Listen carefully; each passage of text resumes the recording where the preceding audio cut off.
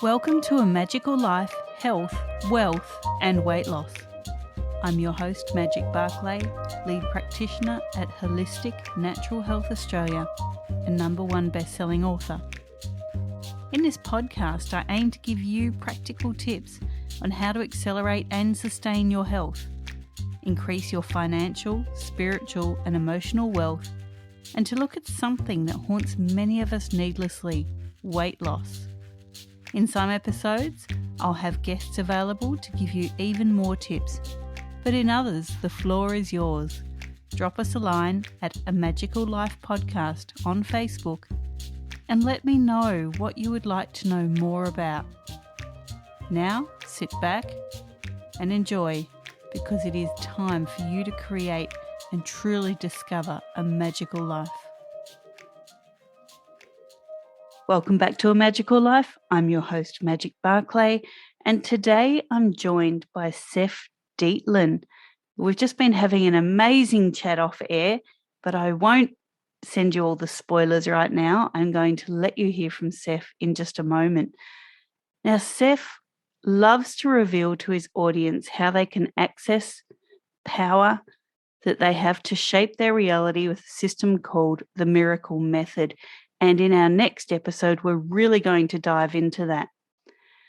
Seph is an amazing intuitive. He's a certified hypnotherapist and a conscious awareness teacher. Welcome, Seph. Thank you. Thank you for having me. I'm so glad to be here. And hello to all of you out there. Thank you. Now, a little bit first, you also run your own podcast. Tell us a little bit about that. Yes, I have two podcasts, actually. One is Talk to My Angels. And in that podcast, I talk about the angels coming to me 20 years ago and what they revealed relevant to our current times. So 20 years ago, when they came to me, they told me about what we would be experiencing to ascend in consciousness, and that our outer reality would become different as a result of it. So 20 years I've been downloading this information from the angels, and now suddenly it's become relevant because we're all aware that we are in the throes of those changes. The angels like to use the bathroom remodel analogy. So we're in the demolition phase, and we're going to get into the remodel phase here soon.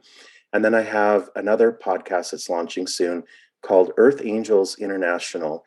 So many of us are angels here on Earth, meaning that we have a mission to raise consciousness on the planet.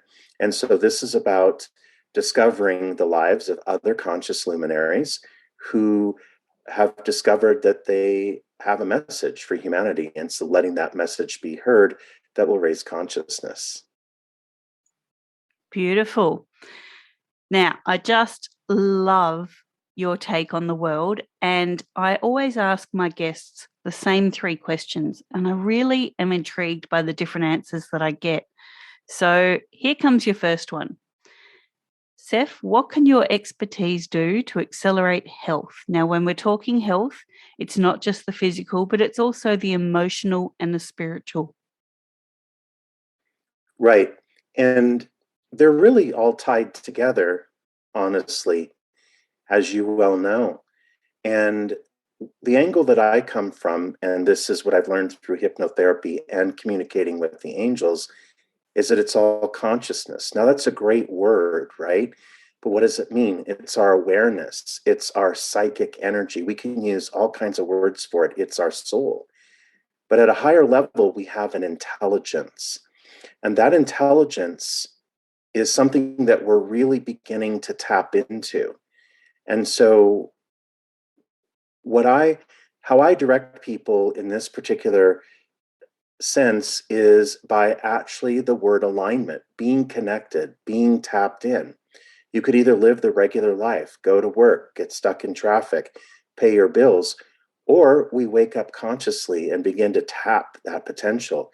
And even though it seems like something that happens inside of us that's above our mind, above our logical mind, and then in our soul's intelligence, that energy has a way of actually creating miracles. It has a way of creating perfect health. It has a way of getting us where we need to be, and it has a way of guiding us in every little nuance of our lives.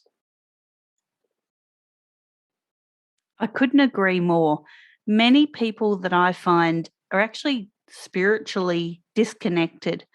So you talk about talking to your angels. So many people do not see that different realm, or they can't feel it for one reason or another. They've blocked that pathway. And it's kind of become a bit of a woo-woo idea that there is another consciousness. What are some basic ways that people can actually connect to that realm? Well, first of all, great question. Thank you. First of all, just acknowledging that they're there. And I agree, it's considered a little woo woo, but it's becoming a lot less woo woo as we really are looking to grab onto something that saves us or that gives us peace. And that's one of the things that the angels do. And prior to this time, they came to channels to herald in this time. But one of the things that they've been saying to me for the last 20 years is that they would become a lot bigger part of our normal world as we go through these changes. And we can speak to them like we would speak to, if we're religious, speak to the divine or whatever, we can speak to the angels. And as we raise our own vibration, we're going to find ways to hear back from them. And I'll use an example of something that happened to me yesterday. This is what's possible. And it might sound woo woo, and then it might not sound woo woo. I was going to get a printer, and I sort of put it off and put it off just because. And yesterday, the angels told me to look inside of a certain app, that there was a printer on sale. And I thought, well, that's funny because, and they even gave me the price, $59.99. And I thought, that's funny. If I go on there and that printer is that price, I'm going to go get it. And I opened up the app, and sure enough, there was a printer, $50 off. Well, I get to the store and I access the app again to see what aisle it's in, and it says it's not there. And I'm like, nope, the angel sent me here. And sure enough, there was one left. So when we get to that level, by initially inviting them in, the next thing you know that's going to happen is that we're going to get that kind of guidance because we're going to be receptive to it. And we're going to learn to speak the language of energy in between them and just focus on the knowing that they give us. So we can do many things and to bring them in, invite them in, just invite them in without fear.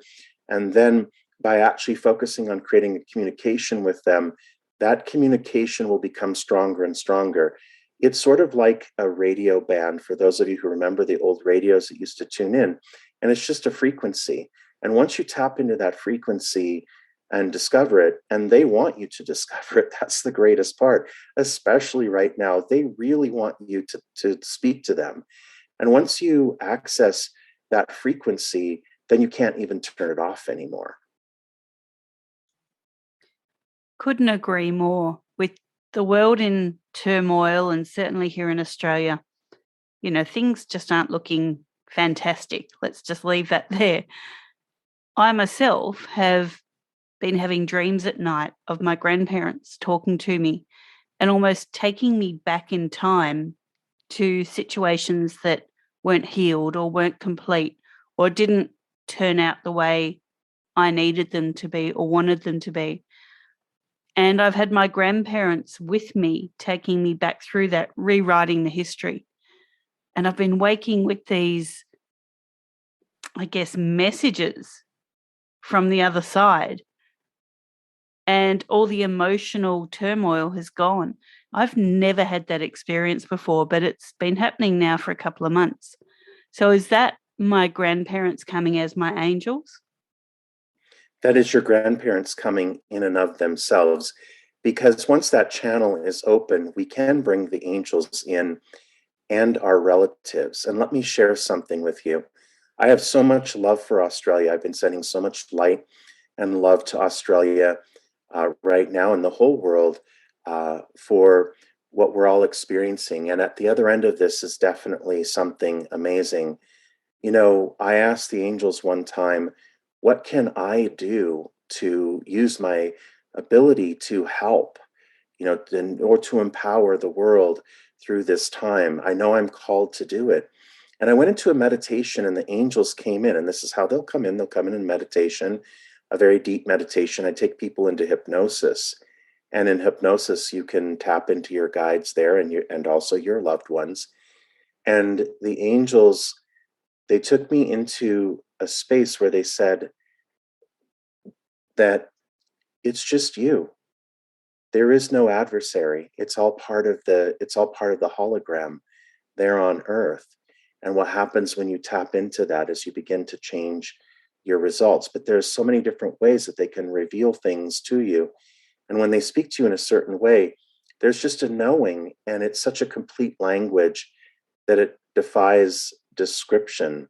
And absolutely, our relatives will come in and take us to places where we'll see something that we need to see so that we have the higher level and so that we're not seeing things as they appear. Let's say that. That's beautiful. Now, Seph, I always ask people about wealth. So many people think that wealth is just money, just finances. So what are your top 3 tips to creating wealth, be it financial, but also the personal and the emotional wealth? Yes. And it's true. Wealth is a holistic and robust perspective in that sense, because it not only incorporates your financial ability or your financial health, it also includes your physical health, but also how happy are you every day. And if you're in your head and indulging negative thoughts, or if you're bombarded with negativity, you could have all the money in the world, but a miserable experience. So wealth on all levels comes from alignment. And the 3 tips that I like to give on that is 1, be mindful of how you feel. When I say feel, I mean feel. And I'll explain something that I do in hypnotherapy that's very helpful. I begin by regressing a client to one of their most happiest moments. And I would invite the audience to do that as well. Regress yourself into one of the most happiest moments of your life. And you'll notice that just by recalling it, that you're going to feel the same experience that you felt. And it's so undescribable, but that's actually the feeling that we get when we're connected or when we're in alignment. We don't feel that way because we won the spelling bee or just cashed a $100,000 check. We feel that way because we're aligned to the divine. I know that rhymes. And so that feeling is from divine alignment. Well, we'll recall that feeling when we recall that experience. It doesn't matter, but it's an easy portal to get back into alignment. And so I invite my clients to allow that feeling to permeate them, because all it does is actually plugs them back into the divine. The other one I say is to be aware of any interference, because there's a lot of interference that comes in and takes us away from that feeling, because that feeling is like a tuning fork. When we are aligned to the divine, what will then happen is that we're going to attract in the equivalent of that feeling through experiences that are going to show up. Now, there is interference in this reality. And as an actor from Hollywood, I can tell you one of them is Hollywood films and television, which is a form of toxicity, but also anything toxic that we put in our body. That will take us off mentally. It will take us off in many different ways. But once it takes it out of alignment, it takes away our ability to be powerful enough to attract what we want and to be in an aligned state. Spending time in nature, indulging in healthy relationships, those are ways of actually making sure that the interference is kept down to a minimal. And the other one, we're getting into a place where we're really pioneering the knowing that what we live in is a lot more malleable than what we've been led to believe. So understand that your imagination is actually your creative faculty. One of the things that the angels taught me is that the screen in our mind that we could call the third eye, or whatever we imagine, that same screen is what we use for channeling, is the same thing that we would use for imagination. So make sure that your imagination is open, your creative faculty is open, and that you're open to be able to see. And you don't just say, oh, well, that's just my imagination. Well, it comes through the same channel. Your imagination is receptive too, which is why it's a great thing that children love to do, and they feel whole when they do. So what happens is that when we begin to believe what we visualize, what's in our mind, we don't say that it's our imagination. We say, oh, that's an act of receptivity. I'm getting this vision from the divine. And by not allowing ourselves to think, oh, well, that's just my imagination and it's not going to happen, but just going, wow, that was sent to me from above. That means there's a path to get there. And it might take some time, but yes, you'll get there. So be in that imaginative state, because it's one way that the divine can communicate with us, is to allow something to come through that same channel. That's great. Thank you so much for that. Now, we do talk about weight loss here. So many people battle their weight quite needlessly, whether they need to gain weight, whether they need to lose weight. And we know that stress itself can be a major cause in weight problems, but so can blocked pathways, be it neural, be it physical, be it emotional or spiritual. So I guess my question is, have you ever battled your weight? And what was your trigger to lose it, if you did? And what can you offer the listeners to help them on that journey? So yes, I actually have battled weight and still do. And that is because a lot of people who are sensitive and empathic tend to subconsciously put on weight as a protective mechanism in this world, because when you're sensitive, you're connected to a high vibrating energy, and the world around us isn't necessarily in sync with that. So it's sort of protection from being taken advantage of and from having to get too close to people and things like that, which is one way we can struggle with it. And you're right, it does have a myriad of effects on us. So, for example, stress will create pharmacology such as cortisol and other hormones that trigger weight gain. And so, yes, being at peace and doing mindful activities is a wonderful way to begin to reverse that process. And conversely, being stressed out can trigger unnecessary gain. One of my personal experiences that I could offer the audience is that of body dysmorphia, because if you spend a certain amount of time being overweight, and when I was working as an actor in Hollywood, then I got to the gym and had this like specific diet, and it was going really, really well. But when I looked in the mirror, I could never see it. I could never see it whatsoever. And it was interesting because it's an opportunity to love yourself, but not your physical self, your true entire self in that sense. And I do find that self-love actually can melt the pounds off. And so if we're stuck in the sort of echo of, I feel bad about myself, so I withhold love from myself, so I'm going to keep the weight on, we have to start loving ourselves at our current weight. And then what happens is the pounds start melting off. And very often, some of those pounds we might be seeing through body dysmorphia. I'm so glad that you mentioned that. I myself went on a weight loss journey. I went from 144 kilos, and I'm not a very tall person, right down to 69 kilos. And I thought, this is fantastic. And then I got sick. And because I couldn't put my focus where it needed to be, and the disease was taking over my mind, the weight came back. Didn't all come back. I got back up to 90.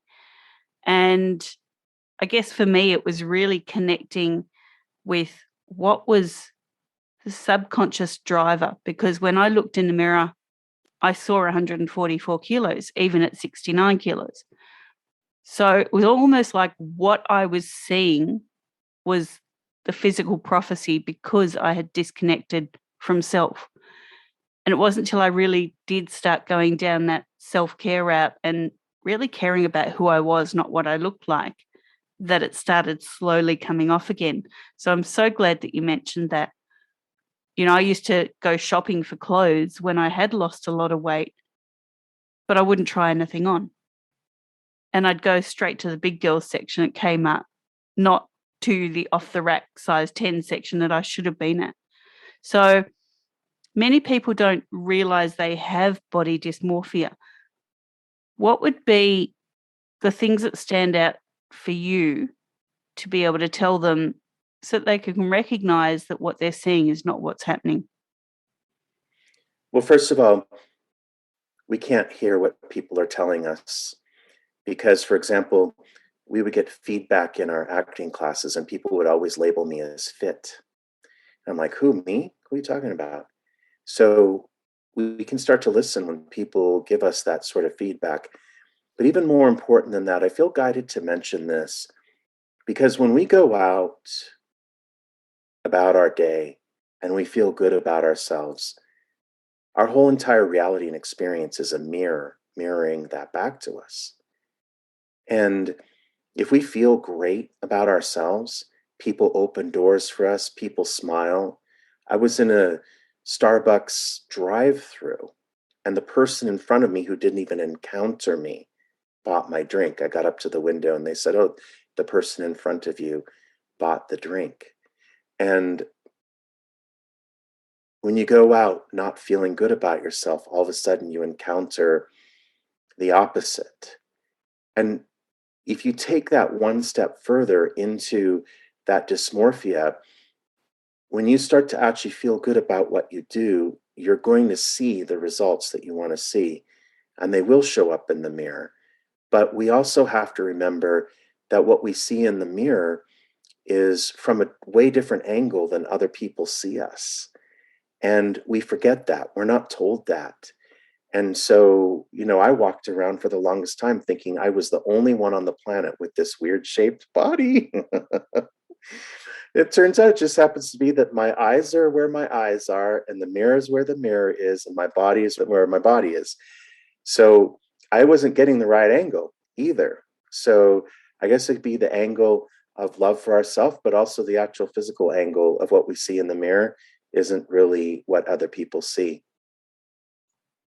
Thanks for that. That is so important for the listeners to hear, because I'm sure there's hundreds of people listening to this episode thinking, well, why do those people not run away in terror when I walk into the room? I know I had that thought a lot. That's a good one.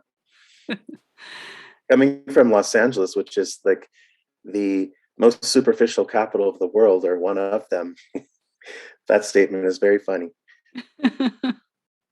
Hey, it was just something that was floating around in my brain for a few years, actually. So I got the impression of Godzilla when you said that. I was like, ah. It's funny because, listeners, side note, you know that I do play live action role play. I'm not a nerd, but my kids are, so I join in. And one of the competitors, as I said, I'm not very tall, but I am quite wide. And one of the competitors called me a tank. And I said, why are you calling me a tank? Like, trying to distinguish, was this a sledge or was it a compliment? Because I had no idea. And he goes, you know how tanks get going and then they take a long time to stop? He said, I know if I'm in your way, you're not going to stop. You're just going to go straight over the top of me. So I actually took that as a compliment. I went, yes, that's my superpower. I would take it as a compliment. Oh, I did. Good. I'm pretty sure he was actually trying to sledge me, but I don't care. Well, then you got him back good, didn't you, by not taking it as such? Exactly. And I do say to people, on the field, you're all 20 to 30 years younger than me, and life hasn't begun to F with you yet and your body. So, you know what? Let the old girl just do her thing. And if I'm going to go over the top of you, that's your problem for being there. Lovely. Now, you do these podcasts and you do a whole lot more. So I'm going to send the listeners to your website, which is www.talktomyangels.com. What can they find there? Well, I like to teach people intuitive development, which then opens up consciousness and brings in the rest. So I do have a free guide for learning how to use tarot to guide your daily life and to learn how to connect with the angels through the tarot. So they can get a free tarot guide there. They can also connect to my YouTube channel where I do weekly readings and things like that. And if they want to book a session, they can book a session there with their reading or a hypnotherapy exploration. Great. Well, I have had so much fun chatting with you. Would you please join me for the next episode? Absolutely. Thank you for Great. inviting me. Pleasure. Listeners, this was your episode 99. Coming up in episode 100, woo! We actually have Seph coming back talking about the miracle method. For now, listeners, thank you for your time. Go forth and create your magical life. Thanks for listening today. Please subscribe to hear future episodes, leave a review, and share this podcast. You can follow us on Facebook at A Magical Life Podcast or at Holistic Natural Health Australia. That's holistic with a W. You can find us on Instagram at Holistic Natural Health or at www.holisticnaturalhealth.com.au. That's where you'll access all sorts of articles, freebies, and more.